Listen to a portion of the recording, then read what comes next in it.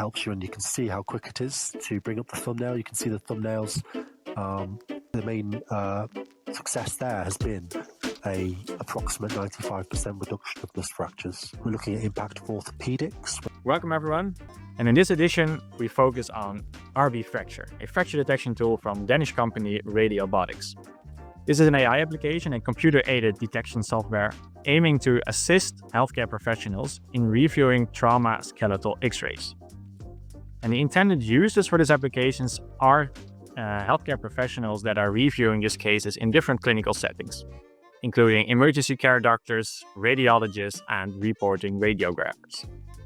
And the intended patient population age for this application is patients starting with the age of 2 for fracture detection and effusion detection, and patients with starting with the age of 15 for dislocations and lipohematosis.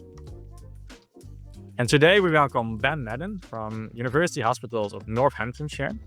Hi, my name is Ben Madden. I'm the lead reporting radiographer at Kettering General Hospital, and I manage a small team of 6 reporting radiographers and deal with the onboarding of certain projects as well. Perfect. Thank you very much, Ben. Looking forward to hear your insights. So to get started, why did you actually start exploring AI applications for the fracture detection use case? So we wanted to improve ED X-ray trauma turnaround times, and we also wanted to look at reducing ED misfracture rates. We did look at hot reporting, but it wasn't financially viable. So this is when we started looking at AI products that could help us out.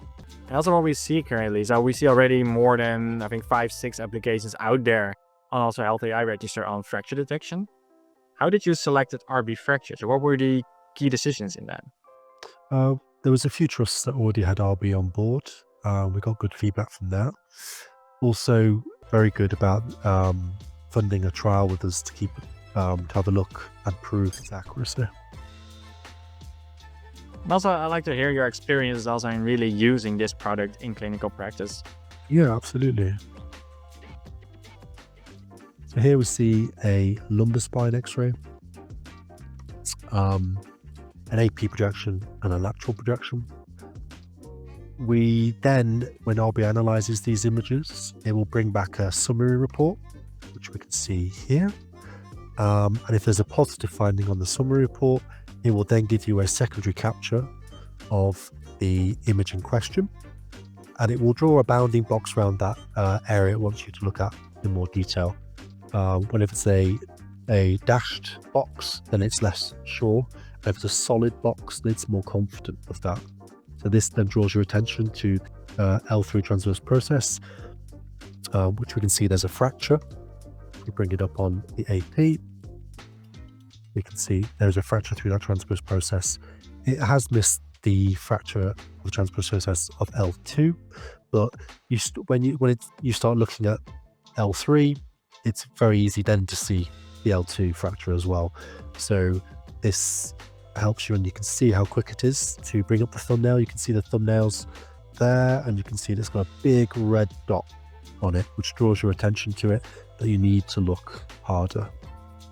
Yeah, so in this one, indeed, it really helps you in the report. How do you do that? So do you first look at the image itself and then at the AI output, or how do you have to see that? Yeah, I mean, it depends how you report, but me personally, I would like to look at the X-rays first, have a good look over them, and then as some sort of comfort blanket, then look at RB's analysis and whether I need to then look further or I can move on with as I thought.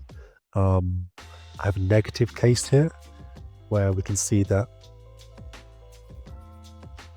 pelvis and a lateral projection, and then we see in negative cases there is no secondary capture apart from the summary report, which is a dual dot, which you can then see, yeah, it's assessed it as normal. I don't need to look any more detail. I think it's normal. We can move on. We all know, of course, that AI is not perfect. So how do you deal with that in clinical practice?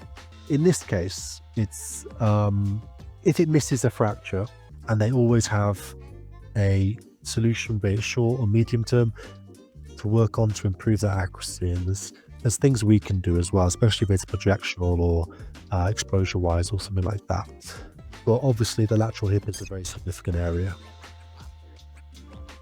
And also to try to wrap up. So is there anything else that you would like to share to the audience? Maybe it's also on site with the different backgrounds from clinical, technical, regulatory to really drive the process forward. And as I said, this is new, so we're also happy to hear the feedback from the audience. Thank you very much.